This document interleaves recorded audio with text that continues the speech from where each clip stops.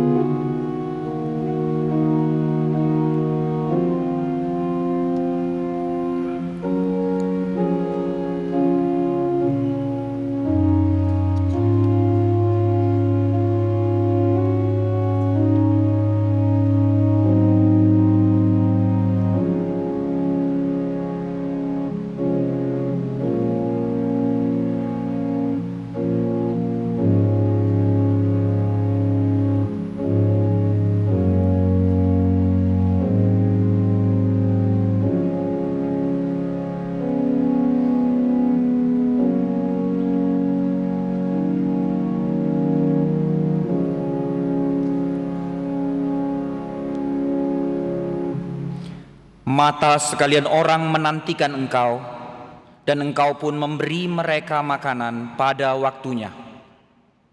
Ibadah kita pada pagi hari ini dimulai dan dialaskan di dalam nama Allah Bapa, Allah Anak yaitu Yesus Kristus, dan Allah Roh Kudus. Mari kita memuji Tuhan, kita bernyanyi dari lagu yang pertama, Terpujilah Allah.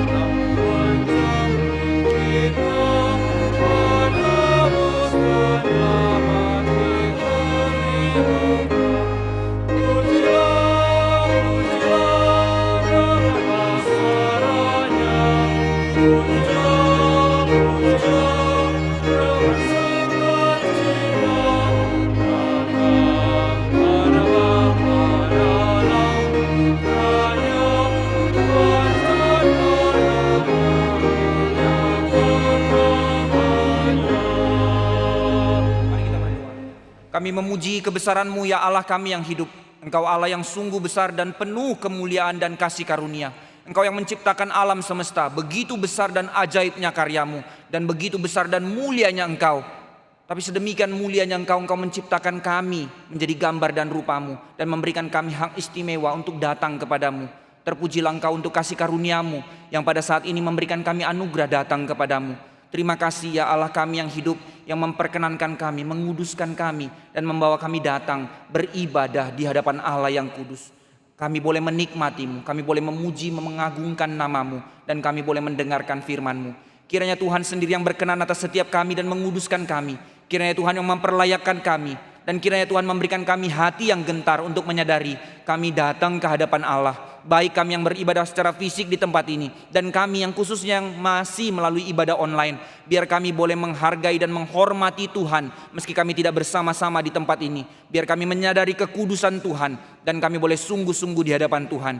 Berkati dan berkenanlah setiap kami ya Tuhan, kepada setiap kami. Pimpinlah kami, berkenanlah atas ibadah kami pada hari ini. Ini doa kami dan kami mau datang kepadamu di dalam Kristus Yesus Tuhan kami. Kami berdoa. Amin. Jemaat dipersilakan duduk. Mari kita menyanyi kembali memuji Tuhan. Kita bernyanyi dari lagu yang kedua, Iman Umat-Mu yang Hidup.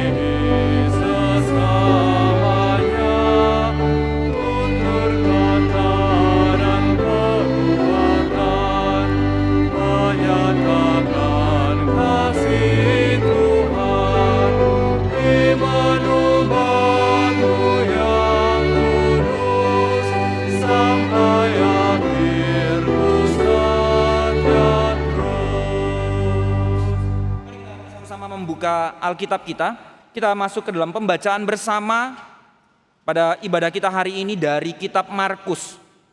Kita membaca bersama seluruh jemaat dari Markus pasal yang ke-8 ayat pertama hingga yang ke-9. Sekali lagi dari Markus pasal 8 ayat yang pertama hingga yang ke-9. Saya mengajak kita semua untuk membaca ayat ini secara berlahan, bersama-sama kita membacanya.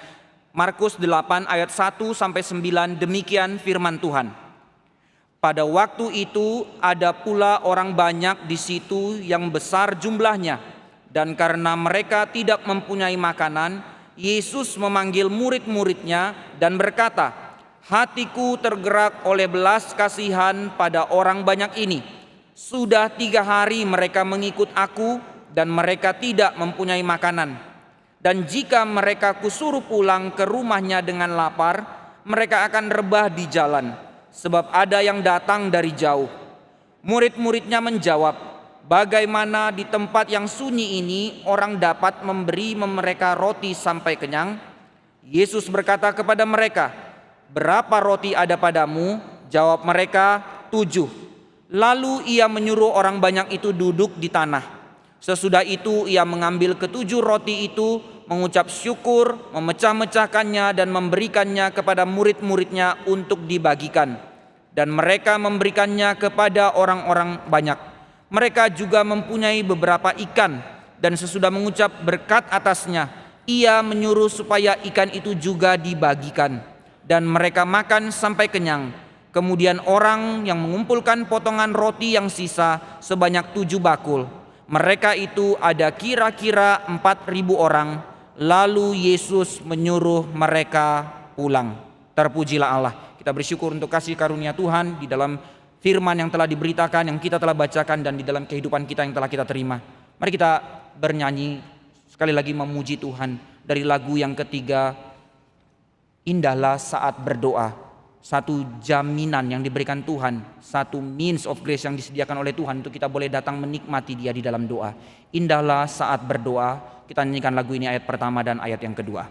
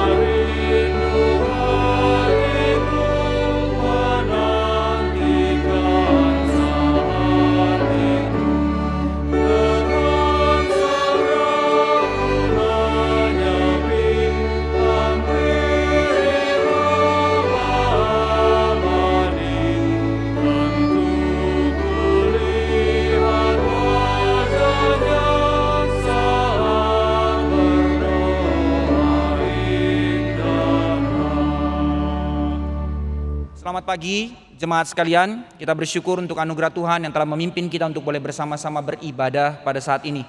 Khususnya bagi jemaat Tuhan yang hadir secara fisik maupun juga jemaat Tuhan yang masih mengikuti secara daring dari rumah. Kami terus mengundang untuk kita semua, jika memang tidak ada alasan yang khusus untuk bisa datang, mari kita bersama-sama beribadah secara fisik. Seluruh protokol kesehatan kita jalankan di tempat ini, dan kita boleh menikmati Tuhan bersama-sama beribadah bersama di tempat ini secara ibadah fisik. Berikut kami akan menyampaikan beberapa warta informasi kepada kita sekalian. Yang pertama, Bapak Ibu sekalian, di dalam ibadah kita di tempat ini ada 4 kebaktian umum di GRI Pusat, baik itu Mandarin tadi pagi, lalu sekarang di dalam bahasa Indonesia, dan yang jam 10 bahasa Inggris, dan maupun juga di dalam ibadah sore pukul 4 nanti sore. Dan khusus untuk 3 ibadah yang berjalan, baik Mandarin, Indonesia, dan Inggris, akan ada siaran tunda pada hari yang sama, hari ini jam 4 sore disiarkan ulang. Untuk kita boleh memberitahukan juga kepada saudara kita yang mungkin di dalam kendala belum bisa beribadah pada saat ini. Yang kedua, khusus untuk jemaat yang beribadah fisik di tempat ini, 2 informasi yang kami sampaikan. Kami tetap menghimbau untuk kita semua wajib mengisi form pendaftaran kehadiran begitu ya, sebagai bagian dari protokol kesehatan yang kita jalankan, baik melalui Google Form bisa diisi secara online maupun melalui kertas yang kita bisa terima di depan melalui usher di depan. Demikian juga yang kedua, Bapak Ibu sekalian yang hadir secara fisik, di dalam dinamika kita beribadah, kita makin buka kursi secara protokol kesehatan. Mari kita bersama-sama menghargai dan menghormati arahan dari Asyar yang memberikan arahan kepada kita sesuai dengan bangku yang telah disediakan. Berikutnya untuk streaming Reform Injili sepanjang minggu ini. Kita bersyukur untuk setiap kebenaran firman yang terus kita boleh dengarkan. Di tengah-tengah masa pandemi ini kita boleh terus belajar. Yang pertama dari hari Senin sampai hari Kamis. Saudara-saudara sekalian, kita bersyukur walaupun ini sudah pernah secara live diberitakan, yaitu eksposisi Injil Yohanes oleh pendeta Dr. Stephen Tong. Tapi ada begitu banyak hal yang kita boleh terus lagi dengar dan kita boleh pelajari dari bagaimana penafsiran beliau, pergumulan beliau di dalam memberitakan firman Tuhan, khususnya di dalam eksposisi kitab Yohanes. Khusus dari hari Senin sampai hari Kamis ini, dari eksposisi seri ke-96 sampai yang ke-99. Hari Senin sampai Kamis mulai pukul 7 malam. Kedua, di hari Jumat untuk PA rutin GRI Pusat. PA Jumat pada minggu ini akan dipimpin oleh Pendeta Yadi dengan tema pergumulan yang sangat kontekstual dengan kita sekarang, ketika hidup terasa kecut. Akan dibawa pukul 18.30. Jadi bukan pukul 7 ya, khusus untuk PA Jumat, pukul 18.30. Lalu pada hari Sabtu kita mengikuti bersama, dan kami mengundang untuk boleh bisa mengikuti juga di dalam pertemuan fisik, yaitu persekutuan doa GRI Pusat di hari Sabtu pukul 6.30 pagi di Aula John Calvin. Demikian juga memang ada secara online untuk kita bisa ikuti bersama-sama dari hari Sabtu pukul 6.30 pagi. Dan pada malam harinya pukul 19 akan ada siaran tunda dari Kebaktian Pembaruan Iman Nasional di Palu tahun 2013 yang lalu. Kita boleh mengikutinya juga pada pukul 19 di hari Sabtu. Berikut Bapak Ibu sekalian untuk ibadah anak dan remaja. Kami terus mengundang untuk kita mengajak anak-anak kita ataupun mengajak anak-anak dari luar. Ada begitu banyak anak-anak yang belum bisa mengikuti sekolah minggu di gereja mereka dan tidak ada fasilitas untuk mengikuti sekolah minggu online. Kita menyediakan di GRI Pusat ibadah anak atau sekolah minggu GRI Pusat. Memang bukan jatuh di hari Minggu karena kita menghimbau untuk orang tua mengajak anak-anak di dalam ibadah minggu bersama. Maka karena itu sekolah minggu atau ibadah anak kita adakan di beberapa hari yang disesuaikan dengan jadwal kelas anak-anak, khususnya paling banyak di hari Sabtu. Nah, mengenai jadwalnya untuk sesuai dengan umur dari batita sampai kepada pra-remaja SMP kelas 7 boleh mencari informasinya di info jadwal di nomor yang tertera di layar. Demikian juga dengan persekutuan remaja kita masih via Zoom, saudara-saudara sekalian. Pada minggu ini hari Sabtu depan akan dibawakan oleh Vikaris Mulila yang akan membahas tentang unholy ambition dari kisahnya Daud. Kiranya kita boleh bersama-sama mengajak anak-anak remaja kita juga bersekutu. Kita bersyukur di dalam persekutuan remaja tidak hanya secara satu arah dari pembina, tapi juga ada kelompok-kelompok diskusi di dalam remaja. Bahkan minggu lalu sangat menarik, ada pembahasan tentang bagaimana tentang game yang kontekstual dengan anak-anak remaja. Mari kita mengajak anak-anak remaja kita untuk bersama-sama belajar. Jadi tidak ada halangan sebenarnya atau tidak ada alasan selama masa pandemi mereka tidak belajar. Mari kita mengajak anak-anak kita untuk bersama bertumbuh di dalam firman. Kemudian tidak hanya secara online tapi juga melalui literatur. Gerakan kita dipakai oleh Tuhan untuk melayani firman melalui literatur, khususnya melalui majalah online. Yang pertama untuk anak-anak dari majalah Kita. Sudah terbit edisi yang terbaru yang dapat kita akses di anak.stemi.id. Silakan Bapak Ibu sekalian mengakses dari sana untuk anak-anak kita bisa mendapatkannya dan belajar dan melihat story yang telah disusun oleh para hamba-hamba Tuhan, vikaris, maupun juga di dalam editor dari orang-orang awam yang berbagian bersama memikirkan untuk majalah anak-anak. Demikian juga untuk kita, orang-orang dewasa, telah terbit juga Buletin Pilar edisi yang terbaru yang dapat diakses ataupun di-download dari www.buletinpilar.org. Silakan kita boleh mengakses di sana Buletin Pilar yang terbaru. Berikut kita boleh doakan dan kita boleh bersama-sama terus meminta Tuhan memimpin untuk klinik Samaritan yang akan dijalankan segera. Kita sedang melakukan pembangunannya, renovasinya, segala hal supaya segera selesai dan juga termasuk lowongan kerja baik untuk dokter maupun juga untuk apoteker. Kiranya Bapak Ibu sekalian yang tahu informasi, saudara kita yang berbagian dalam hal ini boleh mendaftarkan untuk kita bersama-sama melayani melalui klinik Samaritan yang didirikan di dalam gerakan ini. Info tertera di layar untuk nomor teleponnya. Lalu untuk webinar, kami menginformasikan hal ini, satu webinar yang sangat penting untuk orang tua, Bapak Ibu sekalian, akan diadakan webinar oleh Dr. Diana Samara pada hari Minggu depan tanggal 10 Oktober pukul 19:10. Kita sedikit lewatkan karena ada ibadah sore juga ya. Pukul 19:10 mengenai back to school in the new normal. Bagaimana kita orang tua mempersiapkan anak-anak kita kembali ke sekolah fisik. Karena di dalam beberapa bulan ke depan ini akan dimulai sekolah fisik kembali kepada anak-anak. Walaupun masih beberapa percontohan belum full, tapi kita juga sudah mempersiapkan sehingga kita tidak menjadi merasa biasa dengan masa pandemi. Kita juga tetap menjaga, tapi sekaligus juga tidak menjadi khawatir berlebihan. Sekiranya Bapak Ibu sekalian ingin mengikuti acara ini, tetap harus mendaftar di info tertera di layar untuk kita sama-sama mendaftarkan diri di dalam acara webinar ini. Terakhir, bagi jemaat sekalian dan juga untuk keluarga kita di dalam segala pergumulan yang membutuhkan konseling, GRI Pusat menyediakan hotline konseling dari nomor yang tertera, dapat menghubungi di 0811 4411 313. Jadi bagi jemaat yang membutuhkan konseling ataupun doa, ada hamba-hamba Tuhan yang standby di situ untuk boleh dihubungi. Kiranya Tuhan memberkati setiap jemaat di dalam segala pergumulan. Kita akan masuk ke dalam doa syafaat. Bapak Ibu sekalian, kita semua boleh bangkit berdiri. Kita akan berdoa beberapa hal. Saya mengundang kita untuk sekali lagi bernyanyi dari lagu nomor 3, ayat yang ketiga.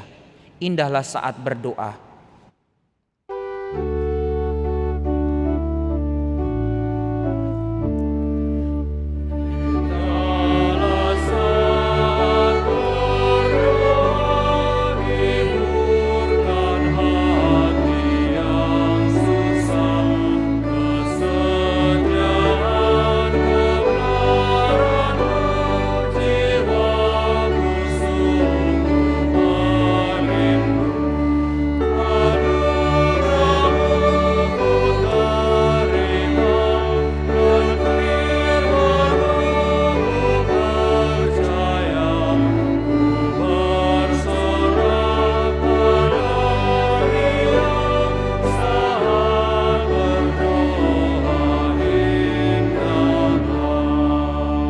Mari kita mengambil sikap berdoa. Mari kita tenangkan hati dan kita boleh bersama-sama di hadapan Tuhan untuk memohon pengampunan dan mengaku dosa-dosa kita di hadapan Dia.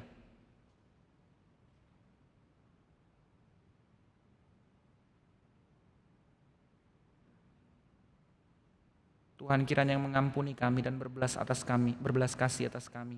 Kami hamba-hamba-Mu di dalam segala kelemahan kami, bahkan kedegilan dan kebodohan kami. Tuhan ampunilah kami. Ajarlah kami untuk terus mengerti, mengenal Engkau dan mengerti firman-Mu. Dan mengerti bagaimana hidup kami menjadi hidup di dalam rancangan dan pimpinan Tuhan untuk kemuliaan Tuhan. Kami mohon belas kasih-Mu ya Allah kami yang hidup di dalam Kristus Yesus Tuhan kami. Jemaat sekalian, mari kita bersama-sama berdoa. Yang pertama, mari kita berdoa untuk anak-anak. Baik untuk sekolah fisik yang akan segera dimulai, regulasi yang dilakukan atau diatur oleh pemerintah dan sekolah-sekolah terkait dari tingkat yang paling kecil, dari TK, SD, SMP, SMA. Demikian juga khususnya kita berdoa untuk ibadah fisik juga ke depan yang akan kita gumulkan untuk anak-anak, untuk sekolah minggu. Ada begitu banyak anak-anak yang belum bisa beribadah sekolah minggu. Ada begitu banyak bahkan gereja-gereja yang tidak bisa memfasilitasi dengan via Zoom untuk anak-anak. Jadi selama 1,5 tahun begitu banyak anak-anak yang tidak beribadah ataupun sekolah minggu. Mari kita berdoa minta belas kasih Tuhan. Sekiranya mereka tidak menjadi anak-anak yang terhilang, tapi mereka boleh ditarik kembali di dalam persekutuan komunitas umat Tuhan. Mari kita berdoa bersama. Bapa di surga, kami bersyukur di dalam beberapa waktu terakhir ini untuk pandemi yang semakin boleh surut di tengah-tengah Indonesia secara khusus. Dan kami bersyukur untuk semua ini dan kiranya bangsa Indonesia tidak menjadi masyarakat yang menyepelekan dan akhirnya terbuai lalu terjadi lonjakan lagi. Tuhan berbelas kasih dalam segala regulasi yang dilakukan oleh pemerintah. khususnya di dalam pengembangan tahap selanjutnya untuk anak-anak di dalam studi. Ketika kami menyadari 1,5 tahun terakhir ada begitu banyak anak-anak yang tertinggal, ada begitu banyak sekolah yang tidak bisa mendidik anak-anak via online di dalam segala keterbatasan masalah jaringan atau ekonomi bahkan orang tua. Tapi sekarang kesiapan untuk sekolah fisik segera dilakukan. Kami menyerahkan bijaksana pemerintah ke dalam tangan kasih Tuhan yang memimpin, bijaksana di dalam sekolah, dari kepala sekolah, guru-guru di dalam segala teknik dan syarat regulasinya. Demikian juga untuk kami orang tua, kami berdoa. Tapi terlebih lagi penting kami berdoa untuk anak-anak itu di dalam ibadah mereka ya Tuhan. Ada begitu banyak gereja-gereja kecil yang tidak bisa memfasilitasi anak-anak di dalam ibadah online selama ini. 1,5 tahun anak-anak tidak beribadah, tidak bisa sekolah minggu. Mereka terhilang selama 1,5 tahun ini. Tuhan berbelas kasihlah. Jangan biarkan mereka menjadi anak-anak yang liar. Tariklah mereka datang ya Tuhan. Dan sekiranya Tuhan yang membukakan pintu untuk mereka boleh bersuka cita di dalam persekutuan bersama. Kami serahkan anak-anak itu ke dalam tangan kasih-Mu. Kami minta belas kasih-Mu untuk mereka. Sedari kecil mereka mengenal Allah, bertumbuh dalam kebenaran untuk hidup mereka menjadi hidup yang memuliakan nama Tuhan. Kami serahkan seluruh proses untuk anak-anak di dalam sekolah fisik dan ibadah fisik. Tuhan yang pimpin dan juga memberkati gereja di dalam hikmat mengaturnya. Kami mohon belas kasih Allah dalam nama Tuhan Yesus kami berdoa. Yang kedua, mari kita berdoa juga untuk gereja dan ibadah fisik. Ada begitu banyak kita tahu gereja-gereja yang belum dapat izin ibadah, membangun gereja, lalu mereka ibadah di gereja ruko yang kecil sehingga mereka tidak bisa ibadah fisik sampai sekarang dengan aturan pemerintah. Mari kita berdoa, sebegitu banyak orang di luar sana yang belum bisa bersekutu bersama. Kita tidak take it for granted dengan undangan Tuhan kita boleh beribadah bersama di sini, dan sekaligus juga kita mengingat saudara kita di luar sana yang masih sulit untuk beribadah secara fisik. Mari kita berdoa. Kami berdoa mohon belas kasih-Mu juga ya Tuhan. Kami mengingat saudara kami di luar sana di dalam ibadah mereka yang sulit untuk mereka lakukan. Keterbatasan ruangan dari gereja lokal mereka, gereja ruko-ruko kecil, sehingga mereka tidak bisa menjalankan karena kewajiban protokol yang ditetapkan oleh pemerintah. Sulitnya mereka berkumpul bersama. Tuhan, kami mohon belas kasih-Mu untuk setiap mereka. Tuhan, pimpinlah untuk level-level dari pengamanan ini boleh semakin turun dan semakin membuka untuk kesempatan kami bersama-sama beribadah. Ada begitu banyak jemaat Tuhan di luar sana yang mulai mungkin tergerus oleh kedagingan, terbiasa dan menikmati ibadah online sehingga malas untuk kembali ke dalam ibadah fisik, padahal tidak ada halangan sebenarnya. Tuhan, gerakkanlah kembali hati yang menyadari undangan yang begitu serius dan begitu khusus yang diberikan Tuhan untuk kami bersama-sama beribadah, berkumpul. Tuhan pimpin, berkati seluruh gereja-gereja Tuhan, sinode-sinode gereja, para hamba-hamba Tuhan di dalam melayani jemaat Tuhan, menggembalakan jemaat Tuhan. Biarlah kiranya Tuhan yang terus memberi hikmat untuk kami tidak berdiam, untuk tidak bersantai, tapi kami tidak menjadikan pandemi ini menjadi alasan, tapi kami boleh terus memikirkan apa yang menjadi kehendak Allah untuk digenapi di tengah-tengah waktu-waktu ini. Mohon belas kasih dan anugerah-Mu ya Allah, kami yang hidup untuk kami umat-Mu. Dengar doa kami. Yang ketiga, mari kita terakhir berdoa untuk kebangunan rohani di tengah-tengah masa pandemi ini. Bagaimana boleh Injil terus diberitakan, baik melalui ibadah-ibadah besar yang sampai sekarang tidak bisa dijalankan, maupun melalui penginjilan pribadi yang mungkin sulit bertemu orang di tengah-tengah orang menjaga jarak. Mari kita minta Tuhan berbelas kasih. Kebangunan rohani itu Tuhan boleh terus berikan, lalu penginjilan boleh terus dijalankan. Keran dibuka, kita tidak menunda, kita boleh pergi. Tuhan boleh mengutus, Tuhan boleh memimpin, khususnya hamba-hamba Tuhan, para misionari Tuhan juga berkati. Mari kita berdoa.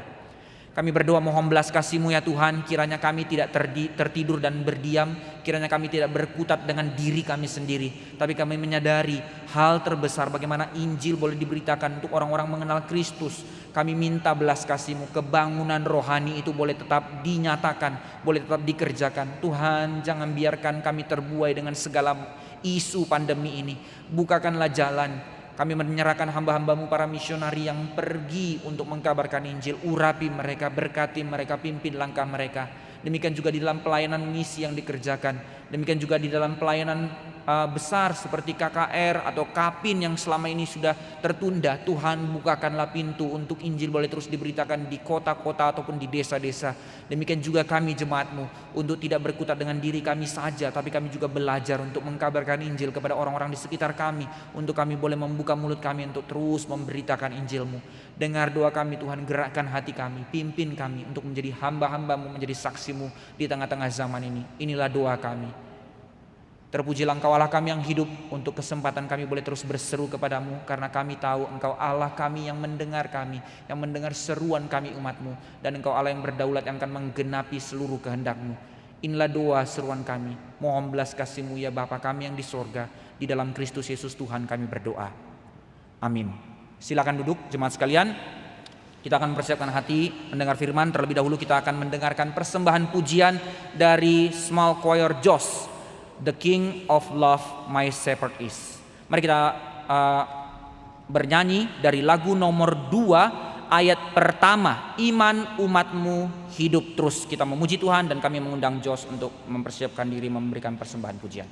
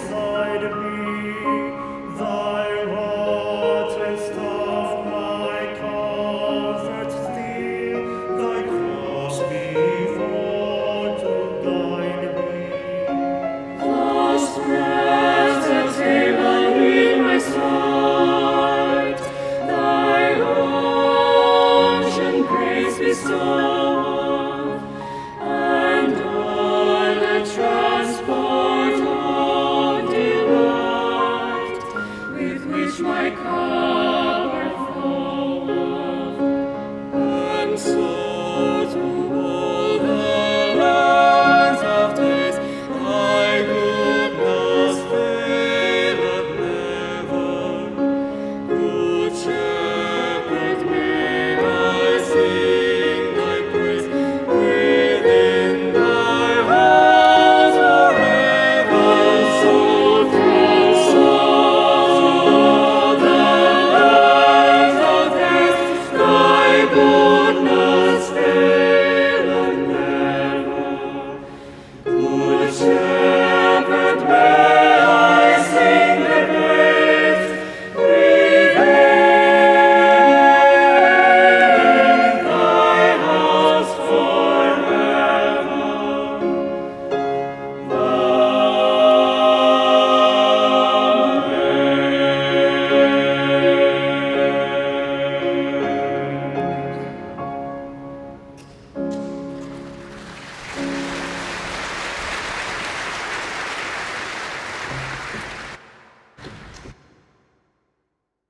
bersyukur untuk pujian yang indah yang telah kita dengarkan, bagaimana kita melihat kasih Tuhan, Allah kita dan Raja kita. Jemaat sekalian, dua pengumuman yang kita boleh sama-sama doakan juga. Yang pertama, di dalam gerakan kita bersyukur di tengah-tengah masa pandemi seperti ini. Di satu pihak kita mungkin mengatakan berat, susah, tapi kita melihat pimpinan Tuhan juga untuk kerajaannya dinyatakan. Dan di dalam gerakan ini boleh Tuhan terus pimpin, khususnya di dalam anugerah Tuhan untuk izin pembangunan gereja yang kita boleh dapatkan di beberapa cabang di daerah-daerah. Satu hal yang sulit selama ini digumulkan, tapi Tuhan pimpin dan Tuhan bukakan jalan. Dan juga untuk pengembangan gereja, ada yang dari PRII menjadi MRII, dari MRII menjadi GRII, gereja bertumbuh. Kita bersyukur selama minggu ini, nanti harap bisa Pak Tong mungkin akan menjelaskan lebih dalam. Sepanjang minggu ini Pak Tong akan berjalan dari sekarang, dari ibadah kita hari ini nanti sore ke Solo, lalu akan berdoa dan janji iman di dalam GRII Citra di Surabaya, sekaligus pendirian pembangunan sekolah Logos. Demikian juga kita bersyukur untuk segera pembangunan GRII di Jogja. Tuhan telah membukakan pintu. Mari kita berdoa untuk hal ini. Tuhan terus memimpin. Satu pihak pandemi susah, tapi satu pihak lain kita melihat Tuhan memimpin untuk kerajaannya dinyatakan di tengah-tengah zaman ini. Kita berdoa untuk terus kehendak Allah yang jadi. Dan yang kedua, di satu pihak kita bersyukur untuk pandemi di Indonesia semakin menurun, tapi kita juga belajar berdoa untuk bangsa-bangsa sekitar kita, khususnya Singapura sekarang yang begitu berat, Malaysia yang juga masih belum turun, Jepang juga yang masih belum turun. Kita berdoa untuk negara-negara itu, kiranya Tuhan boleh pimpin, Tuhan yang berbelas kasih untuk pandemi ini secara global boleh segera selesai. Demikian juga untuk kita di Indonesia, untuk tidak jadi take it for granted. Beberapa waktu lalu saya ke mall untuk servis komputer. Parkir itu penuh, saya susah cari. Gimana ini? Ternyata orang sudah penuh sekali di mall begitu ya. Ya masih syukur protokol masih dijalankan, tapi di jalan-jalan weekend orang olahraga sudah nggak pakai masker dan segala macam. Harap kita menjaga diri tetap untuk tetap waspada. Kiranya Tuhan berbelas kasih untuk Indonesia. Mari kita mempersiapkan hati mendengar firman. Kita sekali lagi bernyanyi dari lagu nomor 2, Iman Umatmu yang Hidup. Kita nyanyikan lagu ini ayat yang pertama sekali lagi.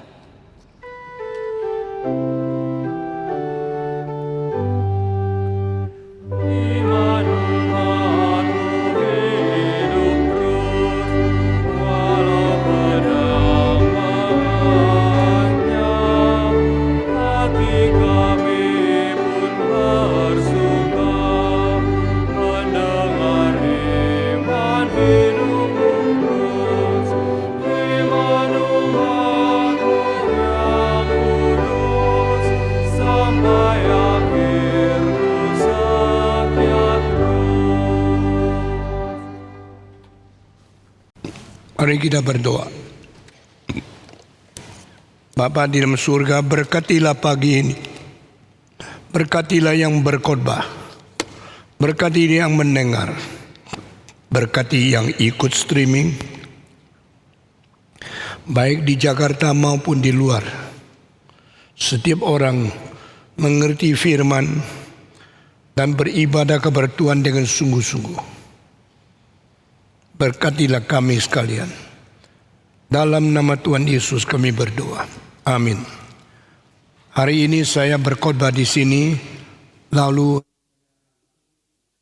setelah khotbah berangkat dengan mobil ke Solo, kira-kira 7 jam, memimpin kebaktian pendewasan dan peresmian gedung GRII Solo yang kecil tetapi sangat berfungsi. Ini dipimpin oleh Tuhan, dan gereja di Solo melampaui banyak gereja yang sekecilnya tapi fungsi sebesarnya. Karena di atas tanah 290 meter, lebih kecil dari banyak rumah orang di sini, telah dibangun satu gereja yang bisa menampung 700 orang. Mujizat bukan? Kebaktian di atas bisa 532 orang. Kebaktian di bawah bisa 175 orang. Masih ada 7 kelas sekolah minggu, 1 toko buku, 1 kantor, 1 perpustakaan. Bisa isi berapa ribu buku. Mengapa Demikian karena kita harus minta Tuhan memberikan bijaksana dan memakai setiap inci, setiap senti tanah itu jangan sampai boros. Nah, minggu depan saya akan memberitahu kebaktian di sana bagaimana nanti sore, dan kita sudah siap semua. Mereka harap ada satu lukisan Yesus dengan 12 murid seperti yang kita miliki sebelum masuk pintu. Nah, saya sudah pesan 4 tahun yang lalu dari Hong Kong, minta orang pesan lukisan yang digambar di Tiongkok. Lalu saya bawa pulang. Saya sudah tahu tidak lama lagi saya tidak lagi khotbah di Hong Kong. Mas saya bilang pesan 5 biji. Pesan diperkirakan 2 bulan baru jadi karena teliti sekali dan tidak sebesar ini, hanya 2 meter kali 1 meter. Tetapi saya taruh banyak barang-barang. Kemarin dulu cari setengah mati sampai kemarin dulu malam jam 11 baru ketemu lukisan di mana. Karena lukisan yang belum dipasang masih ada kira-kira 400 lukisan. Saudara bisa bayangkan dulu berapa sulitnya cari satu-satu lukisan. Contohnya pilih versinya, pesan gambarnya, suruh orang pergi ke Tiongkok cari pelukis yang baik. Lalu kalau kurang bagus kirim ke Hong Kong, saya lihat, saya kirim kembali suruh koreksi satu-satu lukisan. Sekarang yang sudah di museum ada kira-kira 350, yang belum masuk masih ada 400. Ini semua dikerjakan saya sendiri. Cari, menemukan, pilih, cari orangnya, kirim kepada pelukis di Tiongkok. Janji berapa lama, koreksi satu persatu.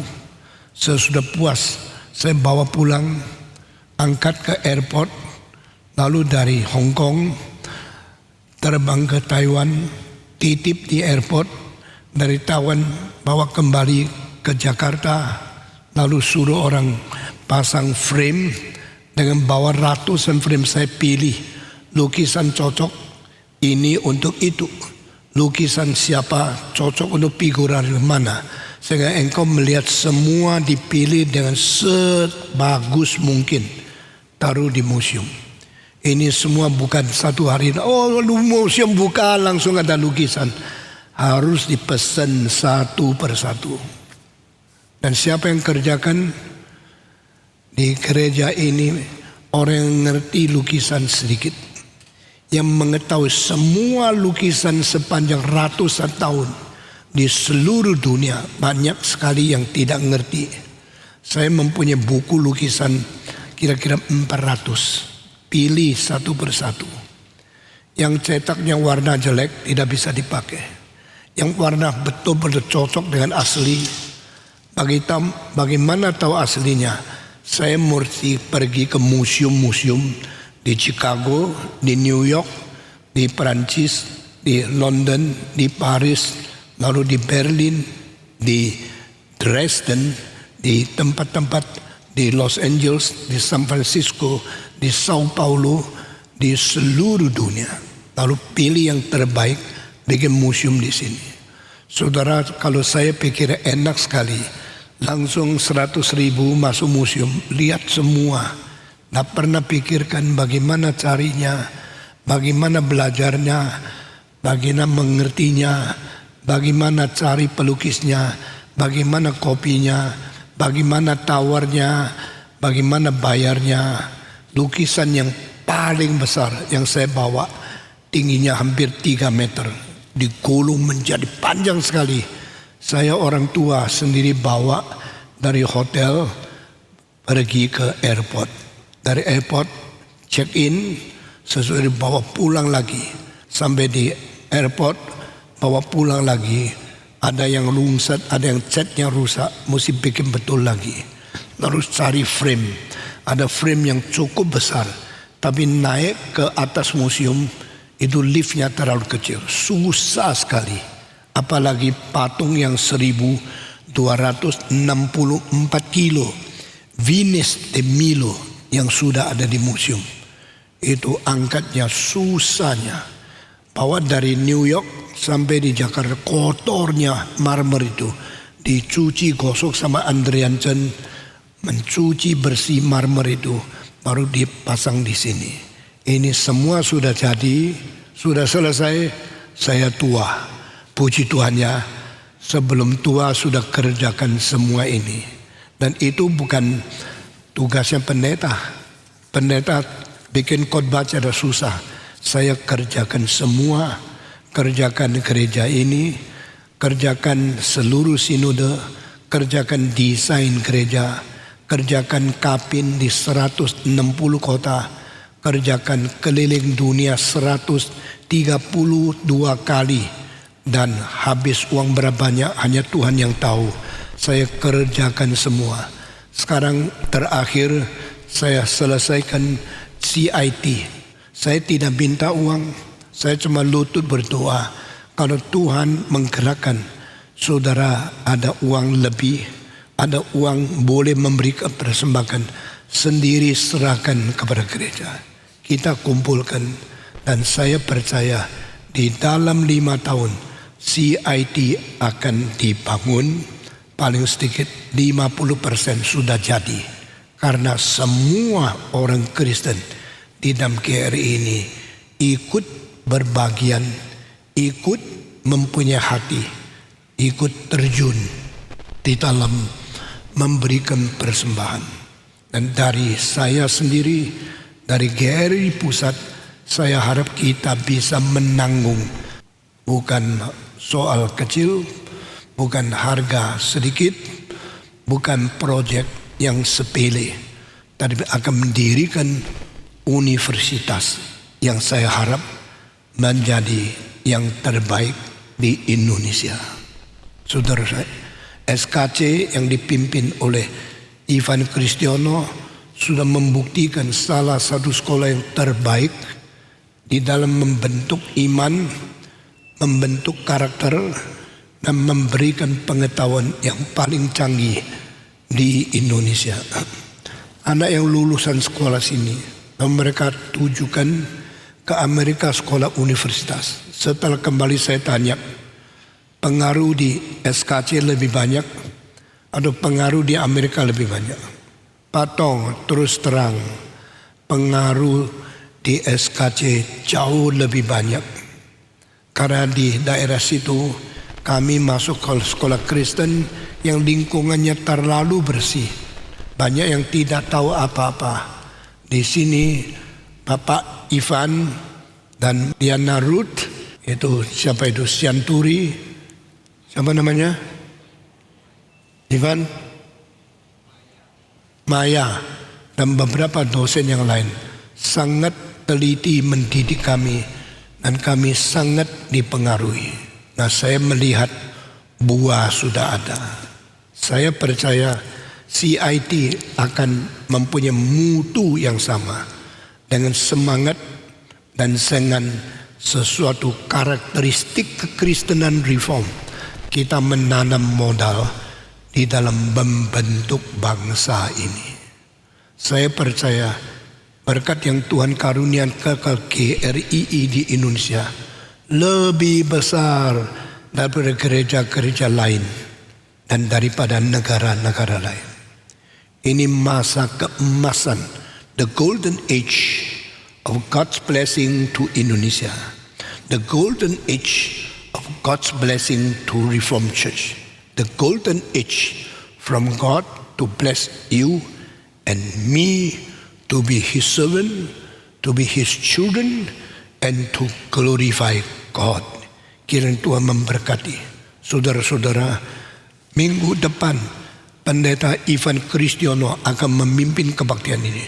Berdoa baik-baik untuk dia, sehingga dia boleh memimpin seterusnya dan boleh meneruskan semangat, api, bobot, karakter, iman, dan ibadah yang kuat untuk menjadi hamba Tuhan di dalam generasi penerus ini. Tuhan memberkati kita. Saya hari ini di Solo, besok pagi-pagi berangkat dari Solo ke Surabaya untuk memimpin sesuatu program yang disebut yaitu janji iman untuk membangun sekolah Logos di Surabaya yang kalau mungkin sampai 7 susun, tapi kalau uang tidak cukup sampai 4 susun dulu.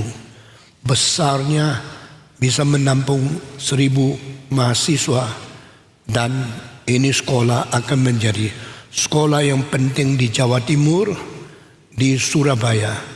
Prestasi di dalam beberapa tahun lalu sudah dinilai menjadi sekolah terbaik di seluruh kota Surabaya. Setelah Cipto dipanggil ke Jakarta, Ivan setiap minggu berapa kali ke situ. Dan saya baru tahu Ivan sering sendiri bawa mobil dari Jakarta ke Surabaya, melayani di sekolah itu, bawa mobil kembali lagi. Saudara-saudara, ini semua semangat yang luar biasa yang Tuhan berkati Gereja Reform Injil Indonesia. Jangan kira engkau pergi keliling seluruh dunia menemukan gereja sebaik seperti apa yang kita alami di sini.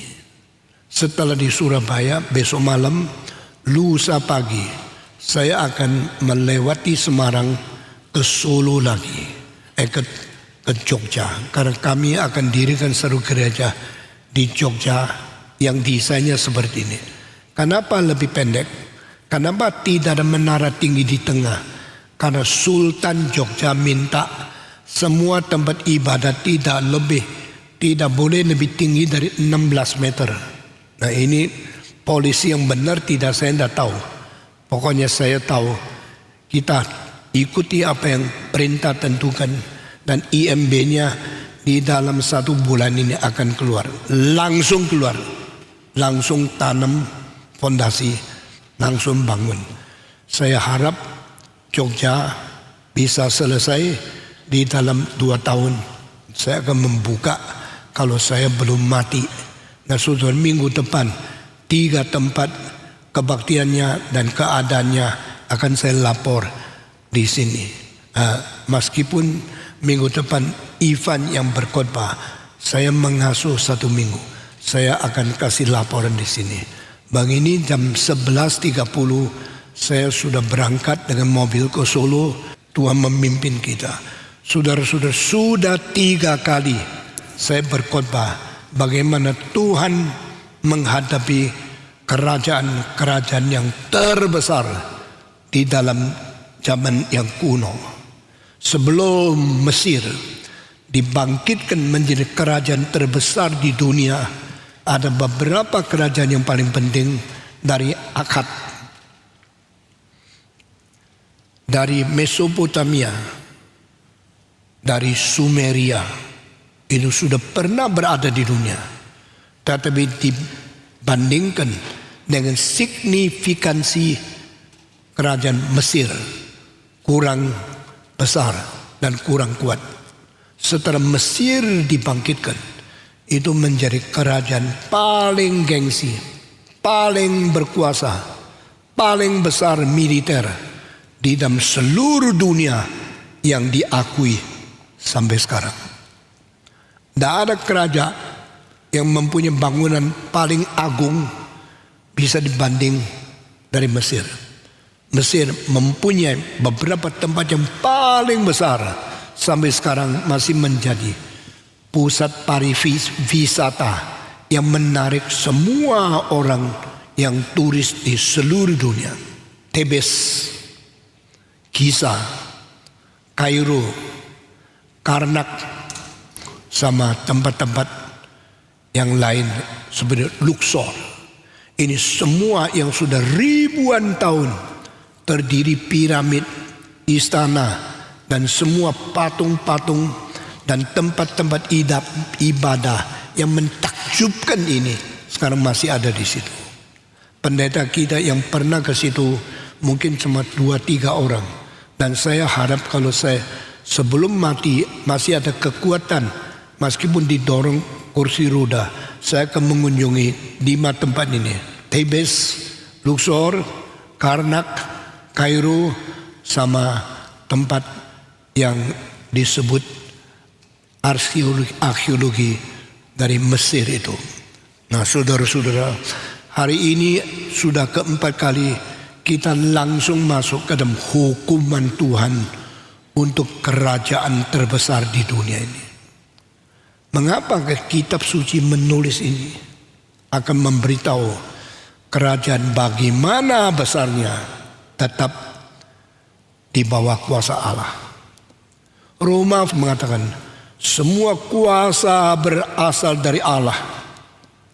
Kalimat ini menjadi satu dasar daripada teologi politik seluruh iman kekristenan. All powers come from God. Semua pemerintah paling suka ayat ini. Itu sebab yang di atas engkau harus taat kepada dia. Siapa yang dah senang? Presiden, raja. Nah, orang Kristen taat saya karena kitab sucimu mengatakan kuasa dari Allah, engkau mesti taat. Ayat ini menjadi sombongnya semua politik, menjadi sombongnya semua raja dan semua presiden, karena mereka kira tafsiran hanya melalui harafiah saja. Tetapi waktu saya mentafsirkan kalimat ini di Hong Kong dalam satu seminar internasional, yang hadir termasuk profesor dari Oxford University dan Perdana Menteri dari Belanda dan beberapa politikus yang tertinggi di dunia ikut menjadi pembicara selain saya.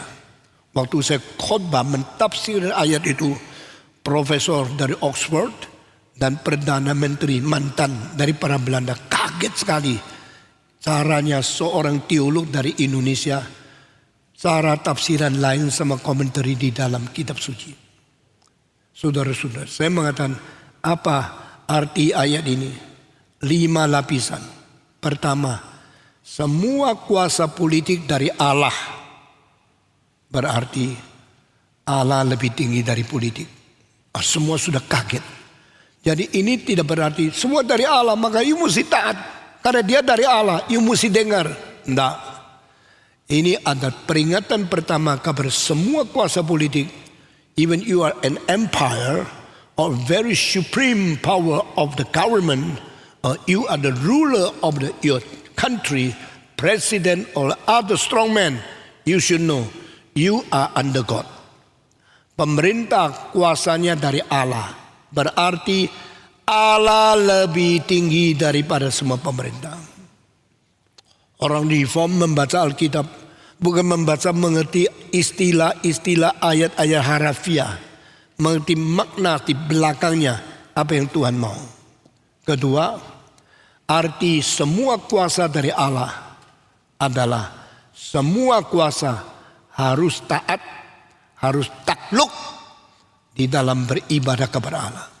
All government, all the powers of people are from God. It means the rulers and the government of the world should obey and adore God with your worship and your adoration. Semua pemerintah harus takluk dan taat kepada Tuhan. Ketiga, semua kuasa dari Allah, berarti satu hari Allah akan menghakimi semua raja, menghakimi semua presiden sebelum menghakimi seluruh dunia. Karena kuasa mereka dari Allah. Keempat, semua kuasa dari Allah, berarti kuasa yang sudah dari Allah, kuasa yang belum juga dari Allah. Maksudnya kalau kuasa ini akan digulingkan oleh Tuhan, kuasa baru akan diangkat oleh Tuhan, berarti engkau menanti interupsi Tuhan Allah untuk menggulingkan kuasa, dan mungkin Tuhan dipakai. Tuhan pakai engkau menjadi pengguling pemerintah. Berarti revolusi kalau dipimpin oleh Tuhan bukan berarti tidak mungkin. Dan di sini Yang kelima, kita lihat gereja bagaimana melihat ini dan takluk kepada pemerintah yang sementara dipakai Tuhan menjadi atasan secara masyarakat bagi kita. Tetapi orang Kristen tetap menjunjung tinggi Tuhan Allah menjadi pemberi kuasa yang terakhir. Setelah 5 ini saya kupaskan, banyak orang kaget sekali dan banyak politikus di barat dengar, mereka sangat setuju. Karena saudara-saudara, banyak orang Kristen tidak mengerti hubungan antara kuasa Tuhan dan kuasa pemerintah. Banyak orang Kristen tidak berani mentafsirkan, mengerti secara sesungguhnya apa makna dari kitab suci itu. Itulah sebab saya berani mendirikan sesuatu instansi yang disebut Pusat Pengkajian daripada Reform Injili mengenai politik, masyarakat, kebudayaan, dan semua kuasa di dunia ini melalui pengertian kitab suci. Saudara-saudara, kita mempunyai pusat pengkajian yang sudah bikin banyak seminar-seminar yang saya sendiri selalu menjadi keynote speaker. Dan hari ini bicara tentang Firaun, bicara tentang Mesir. Maka kita sendiri mentafsirkan kitab suci melalui pengertian daripada mandat budaya reform Injili di dalam mengerti kitab suci. Kita bicara di dalam mimbar ini bagaimana Allah bertentangan dengan kuasa dunia dan bagaimana interupsi kuasa Tuhan yang berada di dalam politik. Saudara-saudara, kapankah Tuhan interupsi? Pada saat paling krisis, pada saat perlu berubah, Tuhan ikut campur. Demikian Mesir mempunyai kuasa besar sekali. Sebelum Musa lahir di dunia, kira-kira 1500 tahun, Mesir sudah besar. Kira-kira 500 tahun sebelum Musa lahir di dunia, Mesir sudah mempunyai piramida yang tingginya lebih 137 meter atau lebih daripada 45 susun bangunan, hampir 50 susun. Waktu itu Mesir sudah ada piramid, Musa tunggu 500 tahun baru dilahirkan.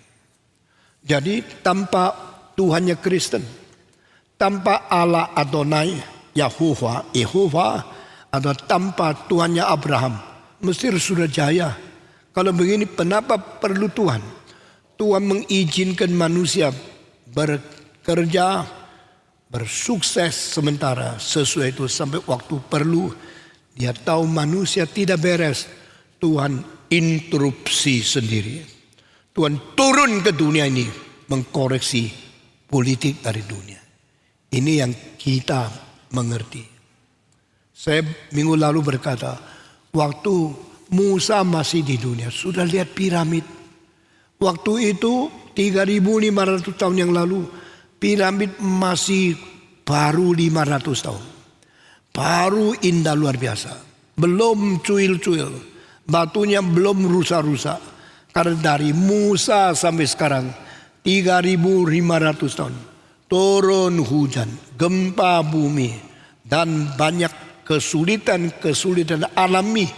Bikin banyak batu sudah retak, banyak bikin hujan sudah meresap, dan banyak pepecahan batu bikin piramid sekarang kelihatan sudah tua sekali. Tapi zaman Musa indah luar biasa. Dan kaisar-kaisar waktu itu yang di dalam bahasa Mesir yang kuno namanya Firaun, Pharaohs. Saudara-saudara, bahasa Mesir sekarang ini lain sama zaman Musa. Karena Mesir orang sekarang bukan orang Mesir.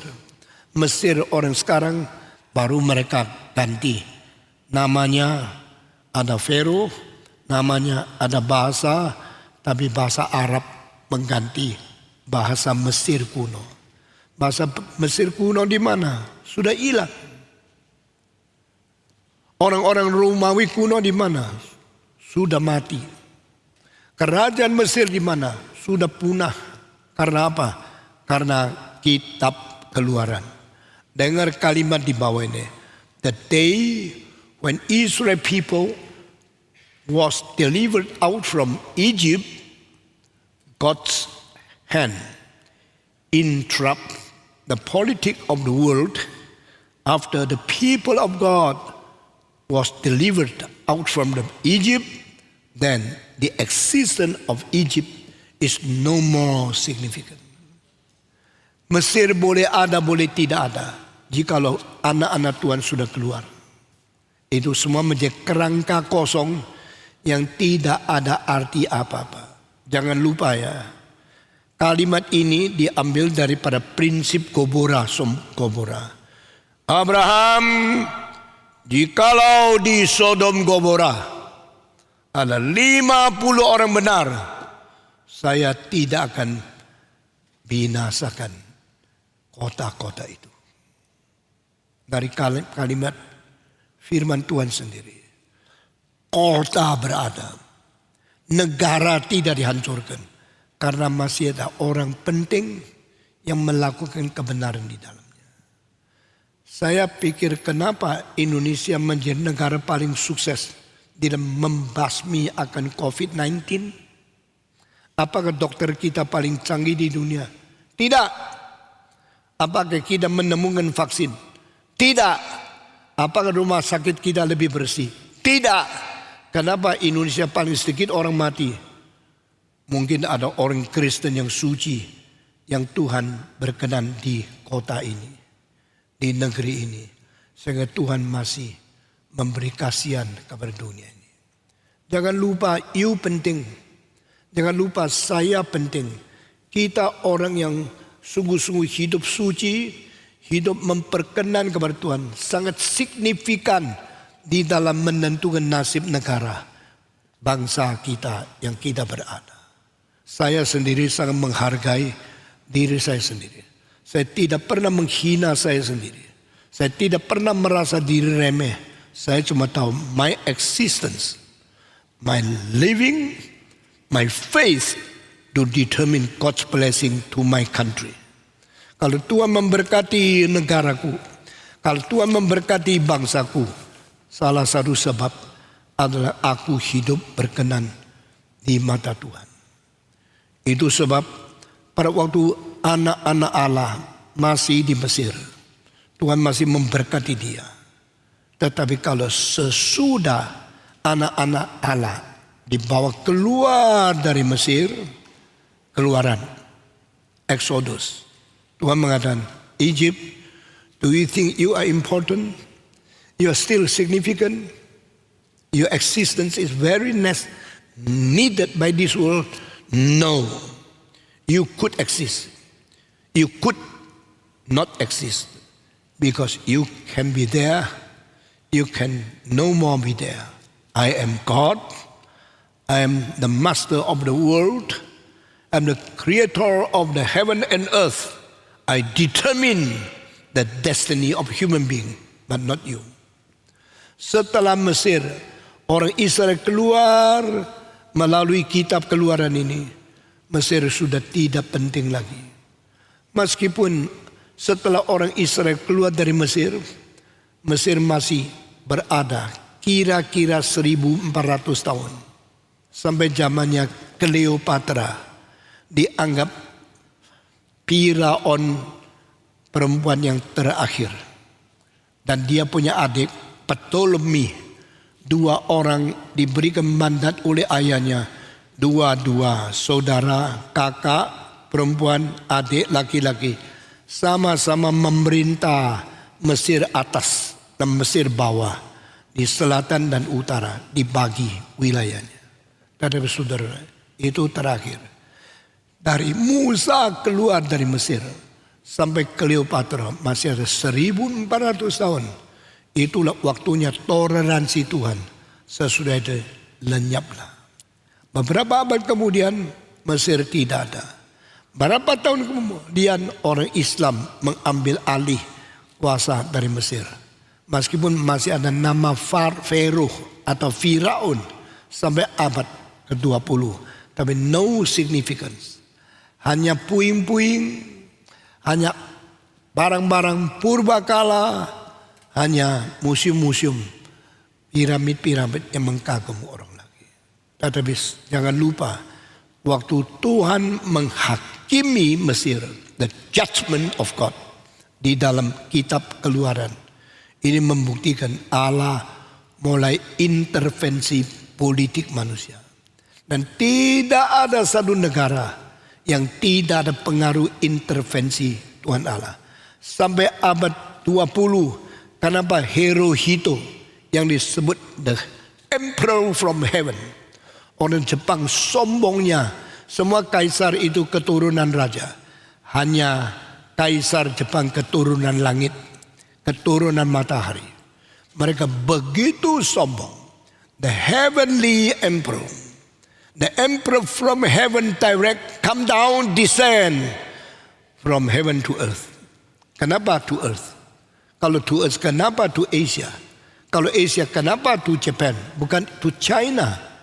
Raja-raja Tiongkok semua ada keturunan papanya.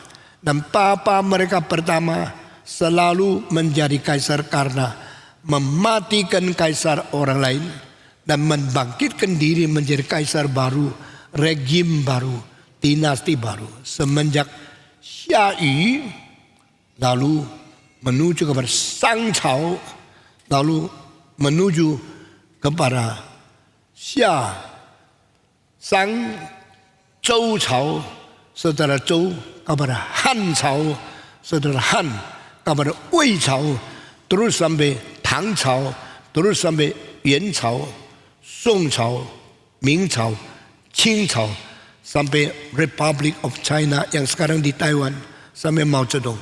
Semua mempunyai kuasa dengan merebut, dengan bertarung, dengan perang revolusi baru ganti. Jepang tidak.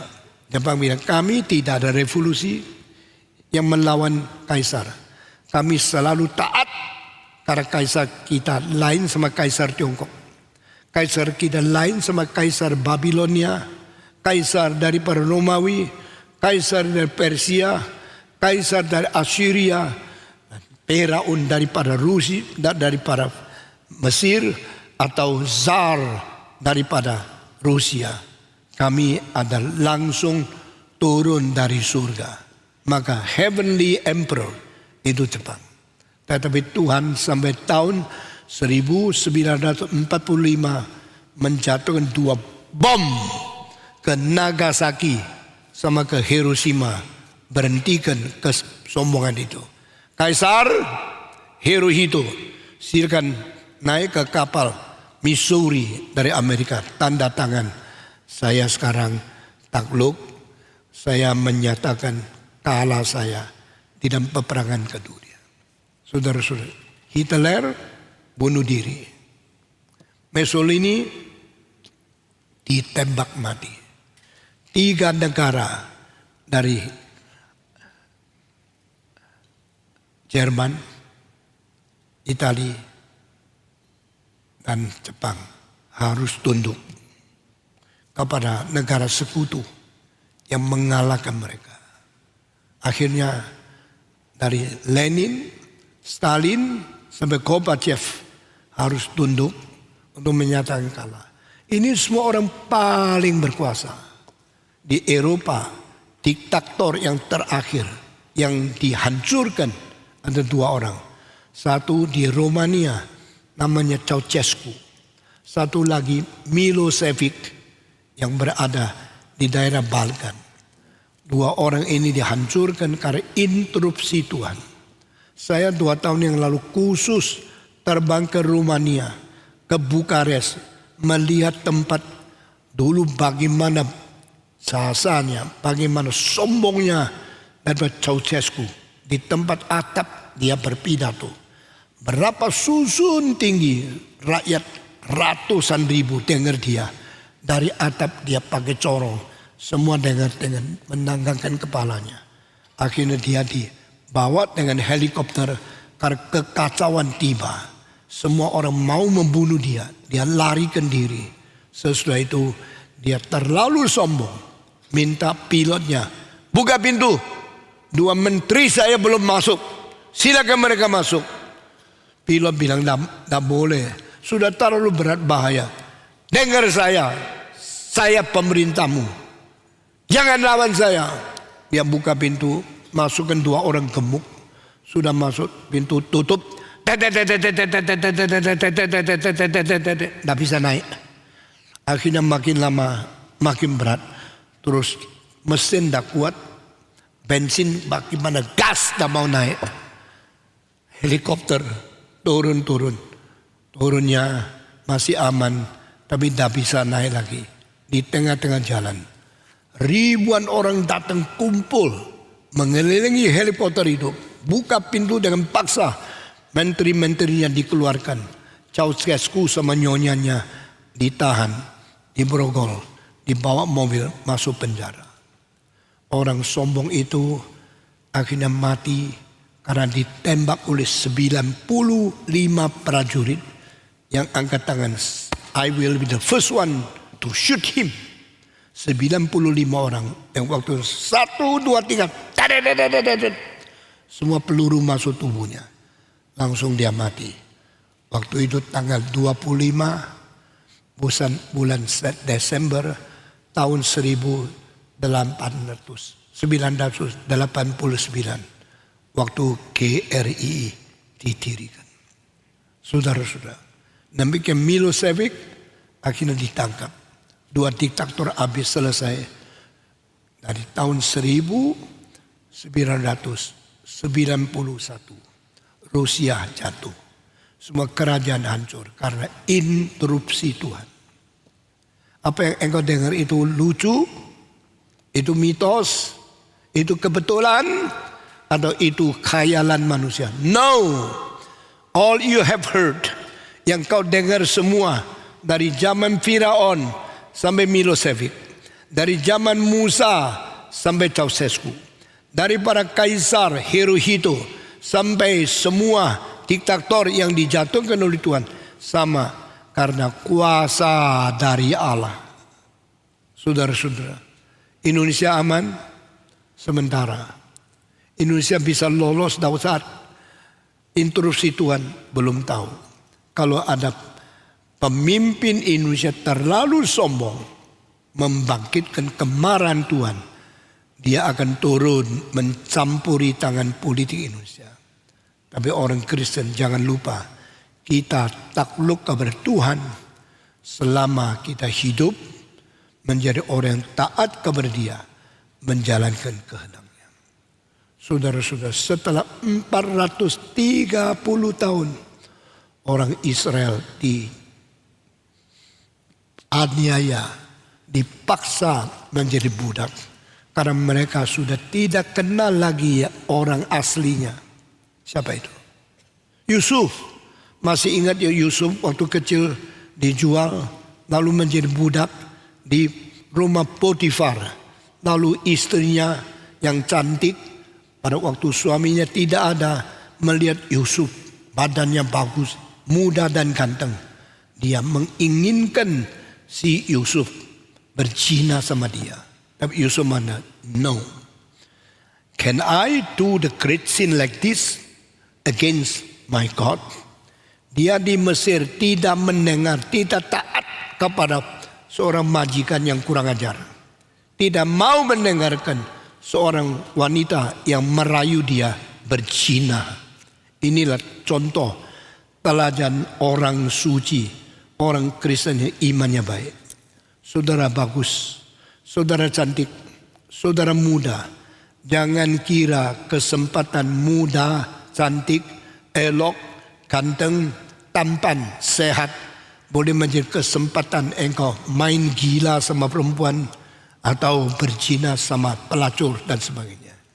Ingatlah kau ditebus dengan darah Yesus Kristus yang begitu tinggi harganya menjadi kaum suci di hadapan Tuhan. Peliharalah kesucianmu supaya engkau dipakai oleh Tuhan. Saya bukan orang yang sangat baik, saya adalah orang biasa sekali. Tapi saya memelihara kesucian hidupku dari kecil sampai umur 81. Selain nyonya saya tidak mengenal perempuan yang lain. Saya tidak pernah menjamah daging perempuan yang lain. Saya hidup suci untuk dipakai oleh Tuhan. Saudara-saudara, kita bersyukur kepada Tuhan. Orang iman, orang taat, orang beribadah itu diperkenan oleh Tuhan. Dan di situ menentukan nasib umat manusia diperlakukan bagaimana oleh Tuhan yang menjadi pencipta dan menjadi Tuhan langit dan bumi. Musa, aku sekarang perintahkan engkau masuk ke dalam istana Firaun, berkata kepada dia, biarkan dan umatku pergi di padang belantara, mereka akan menyembah saya dengan kebebasan. Ini disebut ada dasarnya teologi kebebasan beragama. Dengar kalimat di bawah ini. The freedom of the religion is now practiced by all the modern country in the world. Jerman, Perancis, Belanda, Amerika, Hungaria, Roma, Italia, seluruh dunia menjunjung tinggi kebebasan beragama. Kita modern berusaha memperjuangkan kebebasan beragama. Indonesia juga. Lalu saya mau tanya, apa artinya kebebasan agama menurut pemerintah penerpa di dunia ini? Dengan kebebasan agama menurut definisi Alkitab. Maafkan ya, di dalam semua isu temanya sudah keluar. Suruh pentafsiran dari Stephen Tong, engkau akan menemukan lain. Saya tidak ikut dunia. Saya tidak ikut teologi barat. Saya juga tidak ikut teologi reform yang tradisi sampai hari ini wariskan. Saya ikut pengertian kitab suci yang dengan sesungguhnya komprehensif. General principle through Old and New Testament. Old and New Testament, dan saya menemukan pengertian yang harus lebih setia kepada Alkitab. Kebebasan agama tidak berarti manusia itu subjektif, manusia itu mutlak, manusia itu mempunyai kebebasan pilih. Itu bukan Alkitab. Kan banyak agama di dunia. Islam, Katolik, Hindu, Buddha, Protestan. Di dalam Indonesia Soekarno menentukan 5 agama. Silakan pilih. Tak ada orang berhak memberhentikan atau melarang orang lain kalau mereka memilih di antara 5 ini. Itulah kebebasan. Kalau ditanya kebebasan agama berasal dari mana? Jawaban orang modern diberikan oleh Tuhan. God gave human being the freedom to choose which religion they like. Tetapi ini bukan Alkitab. Kebebasan agama berarti definisi di bawah ini. Allah mau manusia dibebaskan daripada ibadah yang salah. Allah mau manusia dibebaskan daripada agama yang tidak benar. Lalu menjadi orang yang mengerti sesungguhnya agama yang sejati dari Tuhan. Agama yang sejati itu hanya satu Tuhan, satu juru selamat di dalam Yesus Kristus. Dengan agama yang sejati dan pengertian kebenaran sejati, engkau kembali beribadah kepada Tuhan yang sejati. Itu namanya kebebasan agama. Jadi kebebasan agama tidak membuat semua agama sama rata. Lalu bikin engkau boleh pilih seenaknya menurut apa yang kau rasa lebih cocok. Lalu kau bebas mempergunakan hak beragama secara bebas. Itu bukan ajaran Alkitab. Di dalam kitab Keluaran Tuhan berkata, let my people go to the wilderness, so they can worship me freely. No more persecution, no more enforcement, no more compel from you, the government of Egypt. Itu bebas agama. Bebas agama berarti engkau yang tadi beribadah salah, engkau yang tadi dipaksa oleh pemerintah yang brutal, engkau dianiaya oleh Firaun, beragama, bersembah sujud menurut ilah-ilah mereka, engkau sekarang harus dikeluarkan, dibebaskan, lalu engkau boleh berbakti kepada Allah yang sejati di dalam agama yang sebenarnya. Ini namanya bebas agama. Dengan pikiran seperti ini saya melawan semua modern government, modern issue about the religious freedom. Dan saya berkata, mari kita kembali kepada Tuhan, kembali kepada teologi yang benar. Ini namanya reform. Reform Injili, mengikat diri di dalam kepercayaan yang benar dan memberanikan diri memberikan pengajaran kebebasan untuk manusia lepas daripada salah dan beriman kepada Injil Yesus Kristus. Reform Injili. Saudara-saudara, ingat, go to the Pharaohs, tell him, let my people go, from their adults until their young people, their children, and their all belongings, to free from Egypt, and to be freely worship me, the true God who called you to do the work of God. Saudara-saudara, Allah menyuruh Musa membebaskan orang Israel dari ajaran yang salah dan mereka mendapatkan iman yang sejati, beribadah dan berbakti kepada Allah yang sejati di surga, lepas daripada penganiayaan, paksaan, dan kesalahan beragama. Itu kebebasan beragama. Sekarang orang bilang saya bebas. Saya boleh jadi Islam, boleh jadi Buddhis, boleh jadi Hindu, boleh jadi Kristen Protestan, boleh jadi Kristen Katolik. Saya bebas. Itu bukan arti Alkitab. Arti Alkitab reform, kembali kepada kebenaran. You no more worshiping wrong God, wrong system, wrong religion, but freely worship me in the true faith, to the true God, according to the true truth. Beragama yang benar kepada Allah yang sejati melalui firman yang diwahyukan oleh Tuhan yang tidak ada salahnya. Inilah kebebasan beragama. Alkitab dari permulaan, dari halaman pertama, semua pengajaran jelas memberikan kita bersih murni dengan konsep yang tidak ada cacatnya, menjadi orang Kristen yang beres. Maka Musa pergi. Orang Israel mengatakan, who sent you? Why are you here? The one who sent you, tell us his name. Beritahu kepada kami namanya siapa? Allah yang mana yang suruh engkau gini? The one who called I am who I am. The true God, the creator of heaven and earth. The ruler of human being, the true God.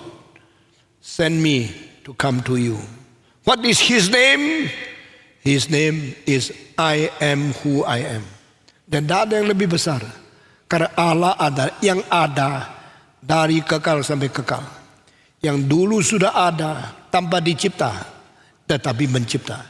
Yang sekarang masih ada setelah mencipta, menguasai semua. Dan akan ada, dia akan memimpin dengan kuasa penciptaan, kuasa penguasaan untuk seluruh dunia sampai selama-lamanya. God was, God is, God will be. Dari dulu ada, sekarang ada, dan selama-lamanya ada. Itu namanya Allah. Kalimat ini muncul di perjanjian lama. Dulu ada, kini ada, dan kekal ada.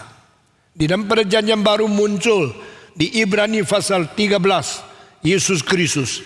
Kemarin, sekarang, sampai selama-lamanya adalah sama adanya. Jesus Christ is the same yesterday, today, and forever. Dan di dalam perjanjian lama, Allah sejati adalah Allah yang melampaui perubahan waktu, melampaui korun daripada waktu, melampaui, mentransenden daripada dulu, sekarang sampai selamanya. Allah di dalam perjanjian baru ada Kristus yang dulu, sekarang sampai selama-lamanya tidak berubah. Dia always is, dia always existing forever and ever. Itu namanya Allah. Menyembah Allah ini penyembahan yang benar. Menyembah Allah lain itu sudah menyeleweng, menyimpang di dalam iman kebebasan beragama. Inilah utus Musa pergi ke Firaun. Maka Musa tidak minder. Siapa yang utus saya? Dia yang berada dari dulu sampai selama-lamanya. Siapa kamu Firaun? Kamu dari dulu tidak ada, sekarang ada. Besok mati, masuk ke dalam piramid, engkau dijadikan seorang yang namanya mumi. Engkau bukan kekal. Jadi ini sangat beda. Allah yang sejati, Allah yang kekal akan menginstruksi dunia ini. Lalu suruh saya apa? Suruh saya bicara sama Firaun. Suruh bicara apa? Suruh dia lepaskan orang Israel. Lepas keluar supaya dibebaskan. Nah saudara, inilah tema daripada kitab Keluaran. Firaun mau kasih? Tidak. Firaun mau tidak melepaskan? Tidak mau. Firaun mau, kenapa tidak lepas? Karena dia ingin monopoli kuasa Israel. 2 juta manusia menjadi budaknya. Engkau mempunyai pembantu satu, kalau dia pulang engkau setengah mati, bukan? Demikian, kalau Firaun melepaskan 2 juta keluar, dia setengah mati. Karena istana tidak ada yang bangun. Instansinya rumah batu yang besar-besar, semua orang pergi. Budaknya sudah lari semua, dia berhenti. Dia akan berhenti. Tidak ada yang bangun rumah, tidak ada yang bangun istana, tidak ada yang bangun instansi, tidak ada yang bangun bangunan besar dari pemerintahannya. Dia tidak mau. Keep the servants to be enslaved by me. Peliharalah semua budak-budak untuk diperbudak oleh saya, untuk melayani saya. Maka dia mengeraskan hati. Waktu Firaun mengeraskan hati, kita mau lihat secara sovereignty of God, kedaulatan Allah mengatakan, saya yang membuat dia keras hati. Heran ya. Yang keras hati siapa? Firaun. Akhirnya yang bertanggung jawab terakhir dengan kuasa kedaulatan yang tertinggi siapa? Tuhan Allah. Yang bikin dia keras hati saya. Saya mengizinkan, saya toleransi, saya memperbolehkan, saya membiarkan dia keras terus. Untuk apa? Untuk membuktikan kuasaku lebih besar dari dia. Dia bagaimana keras, akhirnya saya cairkan. Saudara-saudara, ini akhir dimengerti oleh Reform Theology sebagai irresistible grace. Kenapa orang menjadi Kristen? Bukankah dulu melawan Tuhan, lawan Tuhan, lawan Tuhan. Tuhan bilang, saya mau tahu, lawanmu kepadaku lebih kuat atau kuasaku melunakkan engkau lebih kuat? Akhirnya siapapun yang melawan Tuhan, terakhir kalau Tuhan mau pilih dia, Tuhan mau mempertobatkan dia, hancurkan, lelekan, cairkan hatinya. Sama seperti Paulus. Paulus melawan Tuhan, menganiaya orang Kristen, membunuh, mempenjarakan pemimpin orang Kristen. Dia lawan Tuhan sampai kapan? Sampai di pintu gerbang sebelum masuk kepada Damaskus, Tuhan nyatakan diri, satukan dia dari congkaknya, dari sombongnya. Dan dia, ini pasti kuasa Tuhan. Masa cahaya lebih besar dari matahari. Kalau bukan Tuhan siapa? Oh Tuhan. Dia ngaku itu Tuhan. Lalu kalimat keluar, siapakah engkau? Dia seorang teolog. Dia seorang pemimpin. Dia seorang guru besar agama Yahudi yang mengajar ketuhanan. Tapi pada waktu Tuhan betul-betul ketemu sama dia, baru dia sadar. Dan dia ngaku dia tak pernah mengenal Tuhan. Oh Tuhan, siapa engkau? Akulah Yesus yang kau aniaya. Hancurlah, lelelah, cairlah hatinya. Tak kuat lagi melawan Tuhan. Saudara-saudara tahu tidak seumur hidupmu engkau melawan Tuhan sudah lama. sampai hari Tuhan taklukkan engkau bertobat, engkau baru mungkin jadi Kristen. Sebagaimana Firaun tidak mau melunakkan hatinya, sama seperti engkau tidak mau memberhentikan kekerasan hati melawan Tuhan sampai hari pertobatan tiba.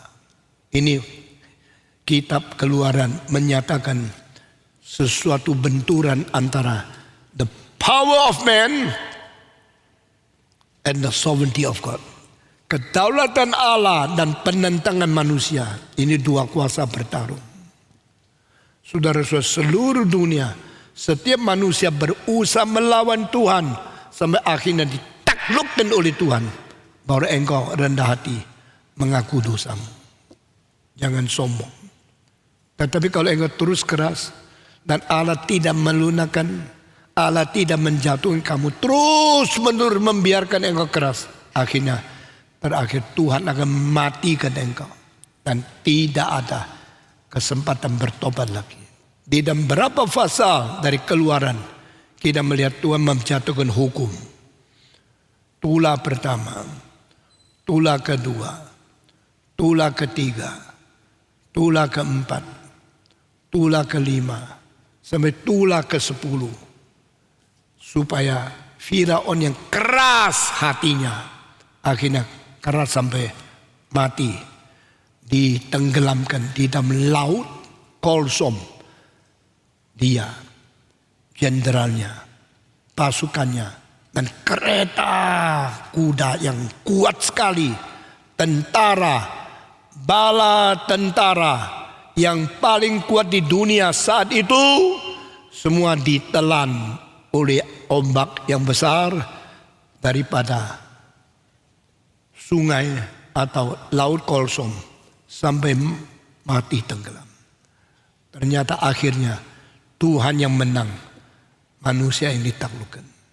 Sekarang saya pakai 5 menit bicara satu hal, mungkin penjelasannya 2 minggu kemudian.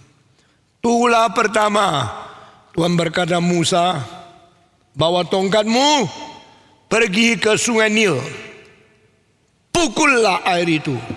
Engkau akan lihat air menjadi darah. Ini tula pertama.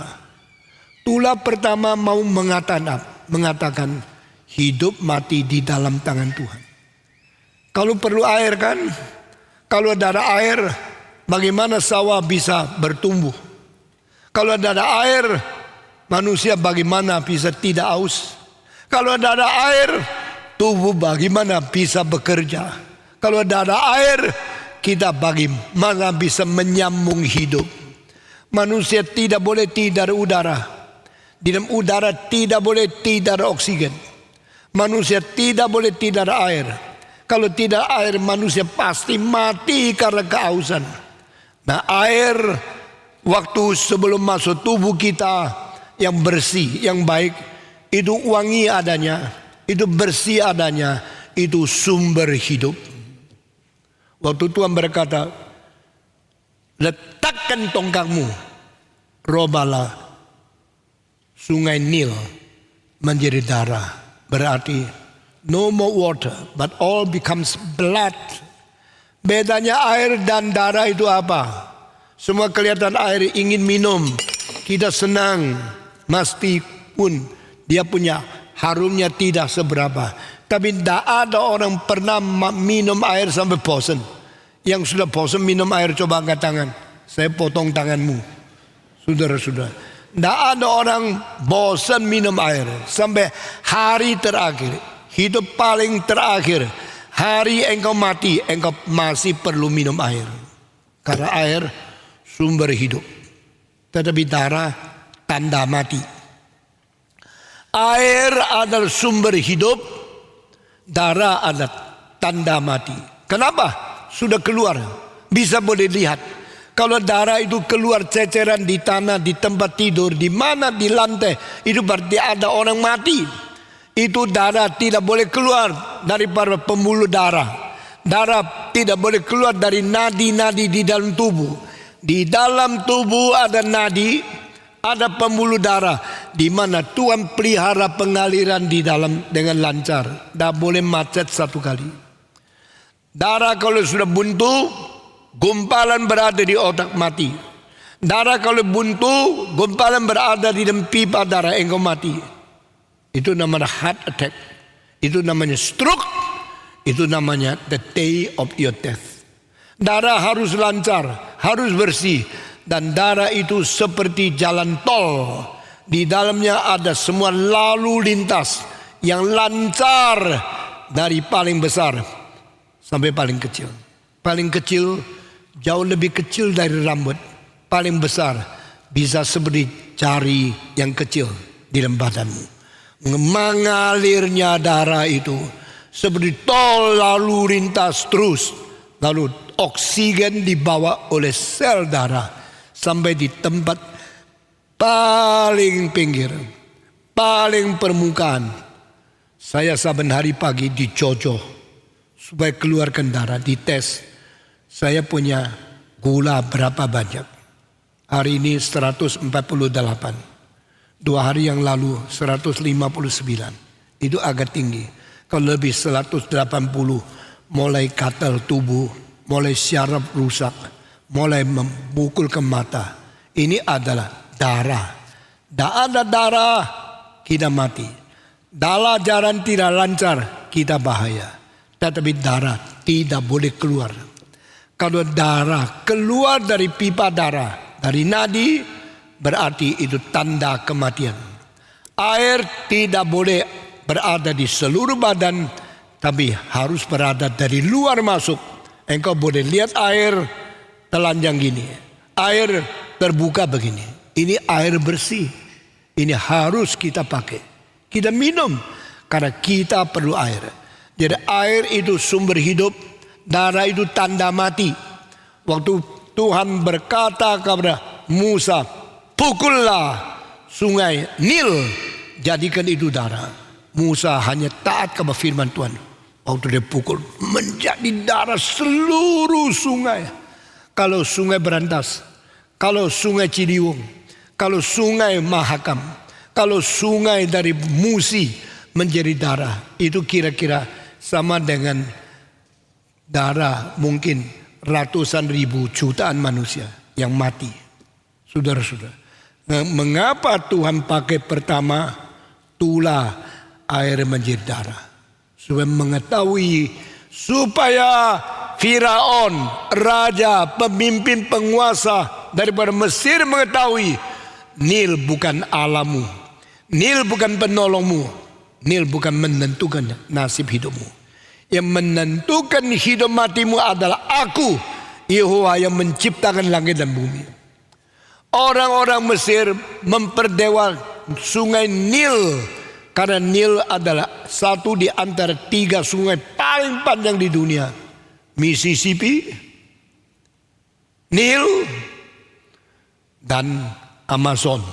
Ini 3 yang paling besar, paling panjang di dunia. Satu ada di Mesir. Dan mereka bersyukur ada sungai Nil. Sungai Nil itu dari Upper Egypt sampai Lower Egypt membawa turun tanah yang warnanya merah. Lalu 1 tahun 1 kali banjir. Seluruh dunia benci banjir kecuali Mesir.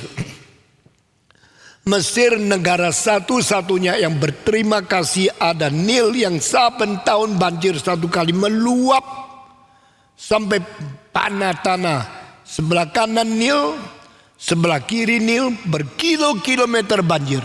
Mereka senang. Begitu air naik, mereka minggir. Setelah air turun, mereka kembali. Untuk air turun, mereka bersyukur. Tanahnya jadi subur. Karena tanah liat yang paling banyak gizinya, yang paling banyak tempat untuk membuat sungai itu subur. Turun dari atas ke bawah, bikin merah. Lalu mereka menyembah Tuhannya. Allah orang Mesir ada 10 yang paling besar.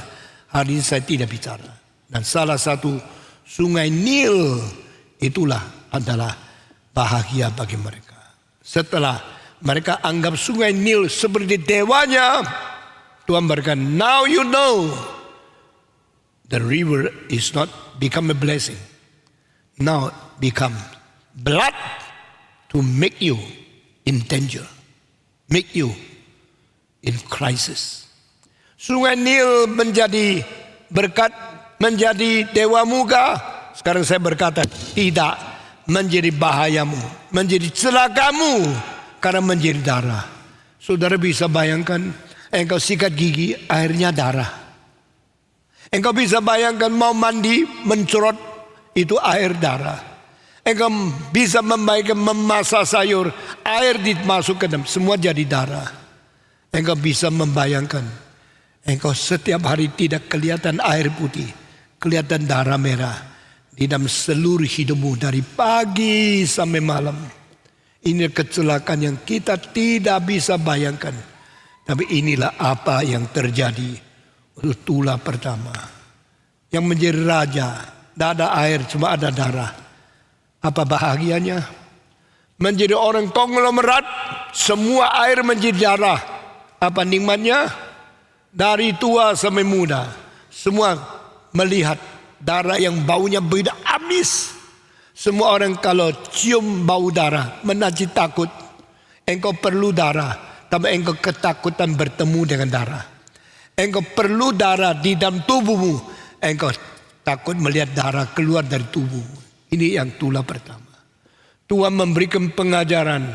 Egypt people, Firaun, do you know when your water becomes blood, you cannot live anymore. When the rivers, sea, and all the waters, all the springs becomes blood, you cannot escape from my punishment. Tuhan menghukum dengan tulah pertama. Berarti Tuhan yang memuasai mati dan hidup. Jangan sombong. Saya akan khotbah di sini. Menurut saya segera ganti pakaian, naik mobil, berangkat Solo. Mari kita berdoa. Tuhan berilah ketakutan kepada kami, sehingga kami sangat menghormati Tuhan dan sangat mengetahui bahwa dunia ini hanyalah alat di dalam tangan Tuhan. Allah yang telah menciptakan dunia, menciptakan air, menciptakan oksigen, menciptakan segala sesuatu untuk kebaikan manusia. Jikalau kami melawan Tuhan dan kami jauh dari Tuhan, semua akan melawan kami. Semua akan ditaklukkan oleh Tuhan, menjadi tulah dan menjadi kecelakaan bagi kami. Dengar doa kami, jadikan kami makhluk yang taat kepada Tuhan. Dalam nama Yesus Kristus, penebus dan juru selamat kami yang hidup, kami sudah berdoa. Amin. Saudara-saudara, mari kita berdiri, kita mengiklarkan iman rasuli di hadapan Tuhan. Semua berdiri, mari kita membicarakan makhluk.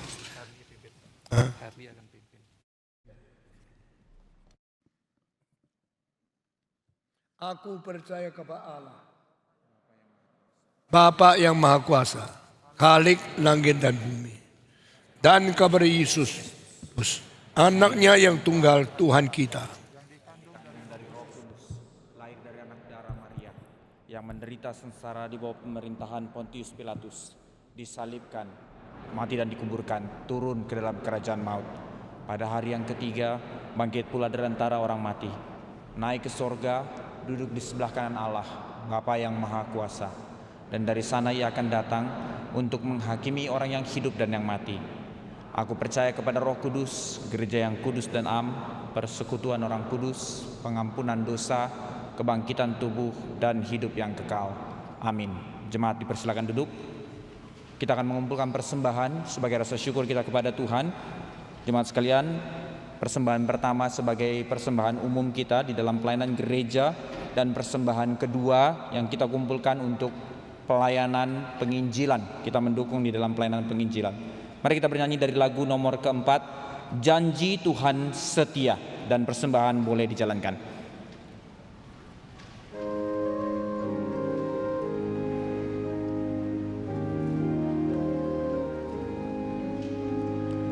Janji Tuhan itu setia, tiap kata benar.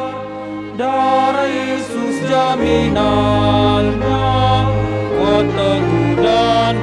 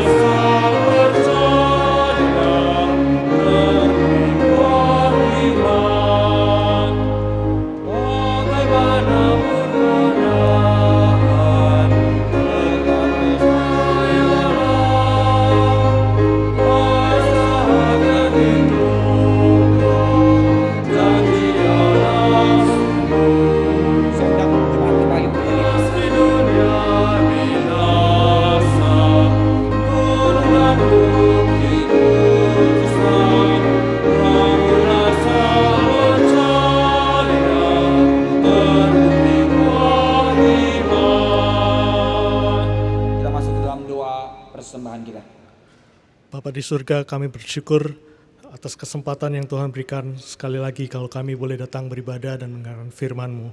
Kami juga bersyukur ya Tuhan untuk kesempatan kami boleh memberikan persembahan pada pagi hari ini. Karena Tuhan sendiri yang sucikan dan kuduskan, sehingga persembahan ini boleh menjadi persembahan yang berkenan bagi-Mu ya Bapa.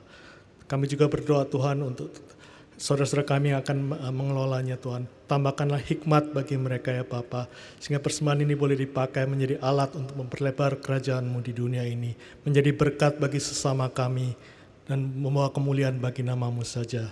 Terima kasih ya Tuhan, dalam nama Tuhan Yesus kami berdoa dan mengucap syukur. Amin. Dengan tetap berdiri kita mengakhiri seluruh ibadah kita dengan menyatakan segala hormat kemuliaan bagi Allah Tritunggal, doksologi, dan setelahnya kita akan menerima berkat melalui Pendeta Ivan Raharjo. Doksologi.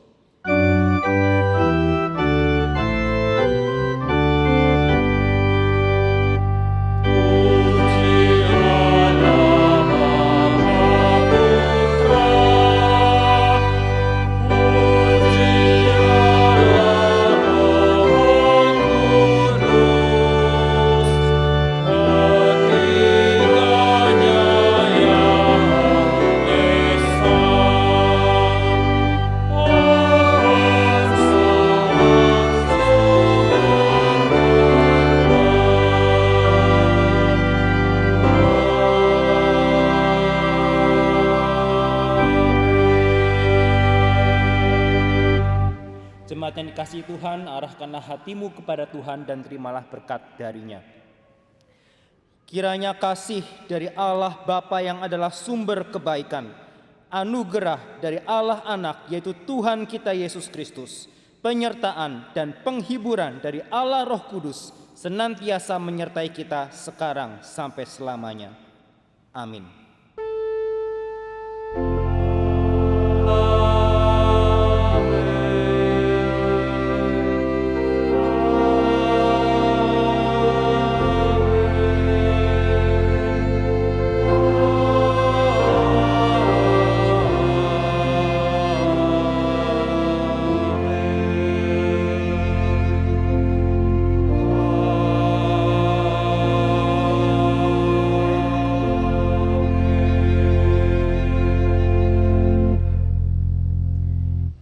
Jemaat dipersilakan duduk, kebaktian kita selesai. Selamat hari Minggu dan Tuhan memberkati.